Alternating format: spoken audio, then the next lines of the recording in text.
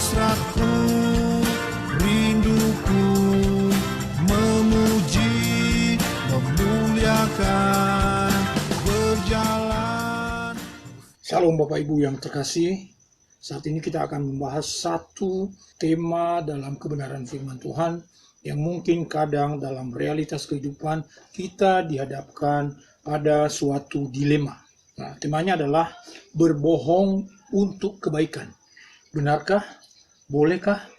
Apakah Alkitab menyetujui hal itu? Ya, seperti kita tahu bersama bahwa Alkitab tidak pernah membenarkan cara apapun berbohong untuk kebaikan. Namun dalam realita kehidupan sehari-hari ada hal-hal yang harus kita pilih karena ini menyangkut nyawa kita sendiri atau nyawa orang lain. Maka kadang kita memilih untuk berbohong untuk menyelamatkan diri kita atau orang lain. Kita ingat misalnya kasus seperti Petrus. Dia harus menyangkal Tuhan Yesus untuk menyelamatkan nyawanya. Nah, ada juga satu kisah di dalam Alkitab di mana dia dikatakan sebagai salah seorang pahlawan iman. Namun dalam perilakunya dia seorang pelacur dan dia pun berbohong. Saya akan bacakan ayatnya bagi kita. Karena iman, maka Rahab perempuan sundal itu tidak turut binasa bersama-sama dengan orang-orang durhaka.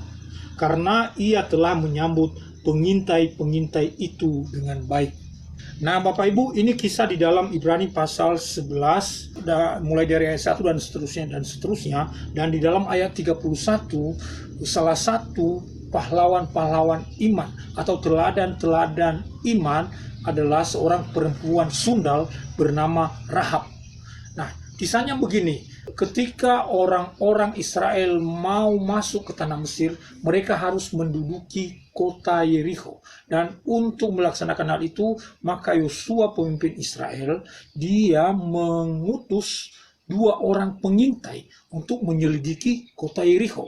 Pada hari itu, 2 orang pengintai masuk ke kota Yerikho menyelidiki keadaan kota itu, lalu kemudian mereka bersembunyi di rumah seorang bernama Rahab ini. Nah, ketika ketahuan kepada raja, maka dia menyuruh para prajuritnya, orang-orang di sekitar situ untuk menangkap para pengintai itu. Tetapi para pengintai itu bersembunyi di rumah perempuan sundal ini bernama Rahab. Ketika kepada Rahab ditanyai di mana orang-orang itu, dia pun berbohong.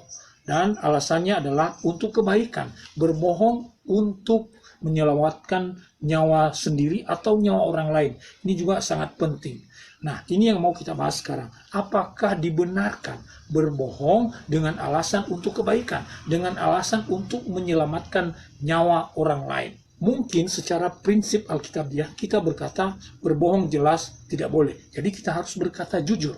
Tapi ntar dulu, saya akan ceritakan 2 kisah berikut ini. Iya, kisah yang pertama adalah tentang satu keluarga yang mengalami kecelakaan dalam satu mobil. Ya, singkat cerita, istrinya kritis lalu meninggal. Lalu suaminya kritis tapi disembuhkan. Ketika sang suami siuman, dia bertanya kepada keluarga yang merawat dia, bagaimana keadaan istrinya, apakah dia sudah sehat, apakah masih hidup, atau bagaimana.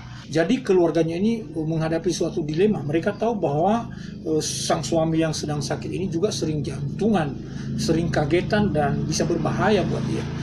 Akhirnya mereka memilih untuk berbohong. Mereka tidak memberitahu bahwa istrinya sudah meninggal. Nah, ini juga dilema dalam kehidupan sehari-hari. Jadi mereka khawatir kalau mereka beritahukan suami ini shock lalu meninggal. Nah, jadi mereka dilema, mereka terpaksa memilih untuk berbohong. Itu kasus yang pertama. Kasus yang kedua, pada zaman Nazi Jerman yang dipimpin oleh Hitler, pada masa itu ada pembantaian dan pemusnahan terhadap orang-orang Yahudi. Nah, orang-orang Yahudi ini melarikan diri ke rumah-rumah warga. Nah, suatu saat para prajurit Nazi Jerman ini mencari ke rumah warga dan mereka bertanya, apakah orang-orang Yahudi bersembunyi di rumah ini? Di manakah mereka? Dengan alasan keselamatan nyawa, mereka terpaksa berbohong dan mereka berkata, kami tidak tahu. Warga itu berkata, saya tidak tahu, mereka tidak sembunyi di sini. Silakan cari mereka di tempat lain. Nah, akhirnya dalam hal ini mereka berbohong ya untuk menyelamatkan nyawa. Jelas kalau mereka beritahu, maka orang-orang Yahudi ini jelas akan dibunuh. Demi menyelamatkan nyawa itu mereka memilih untuk berbohong. Kita kembali lagi kepada Alkitab. Apakah Allah mengizinkan kita berbohong dengan alasan untuk kebaikan, dengan alasan untuk keselamatan nyawa. Tentang Rahab yang berbohong ini saya akan bacakan kisahnya bagi kita.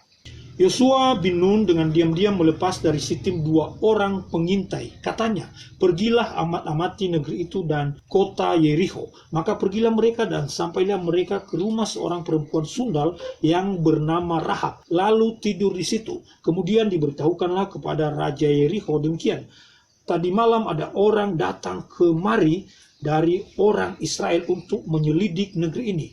Maka Raja Yeriko menyuruh orang kepada Rahab, mengatakan, bawalah keluar orang-orang yang datang kepadamu itu yang telah masuk ke dalam rumahmu, sebab mereka datang untuk menyelidik seluruh negeri ini.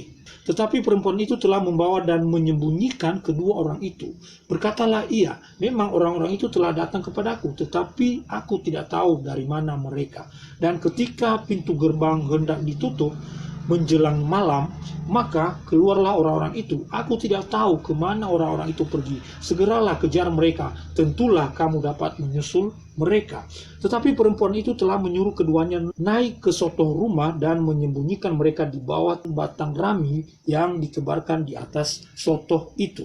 Ya, Bapak Ibu yang terkasih, kisah tentang Rahab, seorang perempuan sundal, atau istilah yang sekarang disebut sebagai seorang pelacur. Tapi ketika dia menyembunyikan orang-orang itu di atas sotoh rumahnya, dia sebenarnya telah berbohong. Dia tidak berkata yang jujur, dia tidak berkata yang benar. Dan Alkitab mencatat di dalam Ibrani pasal 11 ayat 31 bahwa Rahab seorang yang beriman. Pertanyaan kita, bagaimana mungkin seorang yang berbohong disebut sebagai seorang teladan iman, seorang pahlawan iman? Ini menjadi pertanyaan besar bagi kita. Dalam realita kehidupan sehari-hari, kita tahu sendiri Petrus terpaksa harus menyangkal Tuhan Yesus. Dan dia berkata, aku tidak tahu. Dia pun berbohong, dia tidak berkata jujur dengan alasan untuk menyelamatkan nyawanya. Demikian juga Rahab, dia telah berbohong dengan alasan untuk menyelamatkan nyawa dua pengintai ini. Apakah berbohong dibenarkan oleh Tuhan? Apakah Allah mau bekerja sama dengan kebohongan? Ini yang menjadi dilema dalam kehidupan kita. Saya mau katakan bahwa bagaimanapun juga Allah telah berfirman, jangan berbohong. Allah tidak pernah berkompromi dengan kebohongan. Lalu bagaimana dengan kasus-kasus yang seperti ini? Apakah kita harus berterus terang? Saudara-saudara yang terkasih, saya percaya bahwa kita adalah umat Allah diberikan hikmat. Walter Kaiser mengusulkan seharusnya dia tidak berkata bohong, tetapi dia mengatakan sesuatu yang benar-benar tanpa harus mengatakan bahwa para pengintai itu ada di rumahnya. Mengusulkan supaya dia berkata bahwa silakan cari sendiri. Mungkin ada cara-cara lain di mana Tuhan memberikan kita hikmat untuk tidak berkata bohong. Namun demikian kita percaya bahwa Tuhan memberikan solusi dan jalan keluar untuk hal-hal yang seperti itu. Bapak Ibu, saya juga bisa mengerti takaran iman dan kepercayaan kita. Dan tentu hal ini Tuhan sangat memahami keadaan kita. Oleh sebab itu, saya mau berkata bahwa kita melakukan berdasarkan hikmat yang Tuhan berikan kepada kita. Walaupun Allah tidak bisa berkompromi dengan kebohongan. Kadang dalam kehidupan keseharian, kita terpaksa berbohong sesuai dengan takaran kekuatan iman kita. Kita terpaksa berdusta dengan alasan kemanusiaan, dengan alasan keselamatan nyawa kita sendiri atau nyawa orang lain. Saya secara pribadi mau katakan bahwa kita harus memohon hikmat daripada Tuhan. Kalaupun kita sudah terlanjur berbohong, kita harus meminta ampun kepada Tuhan. Jadi bagaimana kesimpulannya? Saya mau katakan bahwa Alkitab tidak membenarkan kebohongan. Tetapi saya juga mau katakan bahwa kita harus terus meminta hikmat kepada Tuhan supaya kita tidak berbohong, namun kita tetap bisa menyelamatkan nyawa orang lain dan nyawa kita sendiri dengan alasan-alasan kemanusiaan, dengan alasan-alasan untuk kebaikan. Itu saja pendapat dari saya. Tuhan memberkati kita semua. Amin. Hasratku, rinduku, memuji, memuliakan